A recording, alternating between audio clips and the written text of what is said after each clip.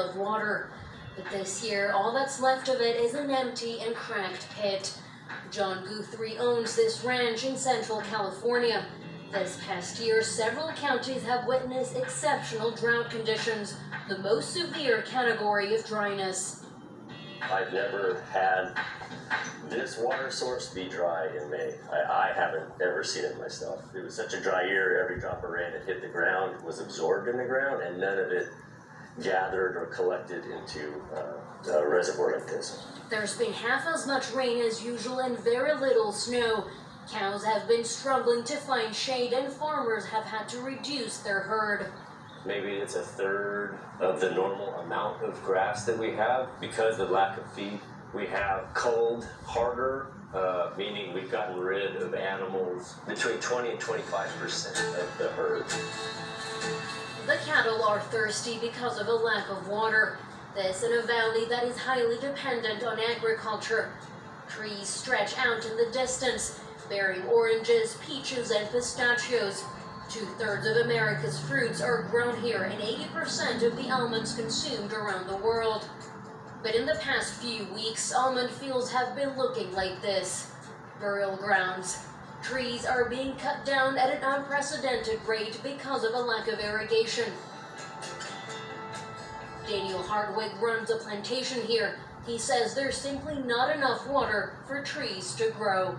It breaks my heart when we don't have enough water and we can't keep these trees alive. You would set the trees so far back and damage the trees so much that it just wouldn't work out to leave them in the ground, to let them go like that. They would be so damaged, it would be irreparable. This machine is cutting down 5,000 trees, the equivalent of 15% of the almond production. It's a first for this farm. These trees are right in the middle of their life cycle. They're beautiful adults, right? They are right in the middle of when they should be producing food for everybody. Almond trees require a lot of water. That is why Daniel's farm cannot afford to waste any single drop. As you can see right here, the water's not wet, there's no pooling of water, there's no water standing or anything. The water is the exact amount that's going to be taken into the soil. Farmers here have fallowed hundreds of hectares of land. Even though irrigation can be costly, the water that flows into this canal from the mountains is reserved for cities. So in the valley, farmers have been drilling wells to pump out groundwater. Steve Arthur has been working in this business since he was 14 years old. People are panicking is they're getting excited. They have no water. They got to irrigate their crop. We've got 4 drill rigs running and 3 pump trucks running. We cannot keep up with the demand.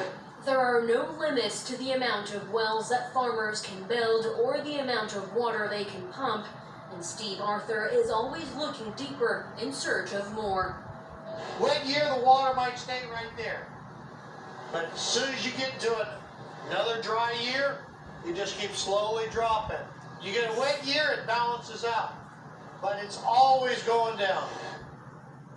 But could farmers and intensive agriculture actually be part of the problem?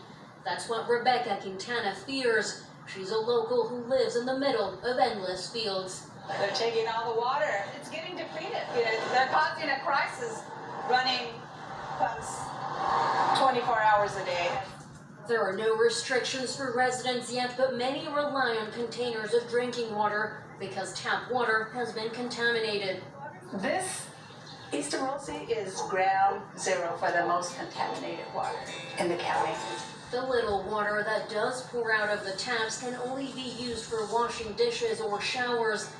Pollution, falling water levels, drought, all of this in one of the most fertile valleys in the U.S.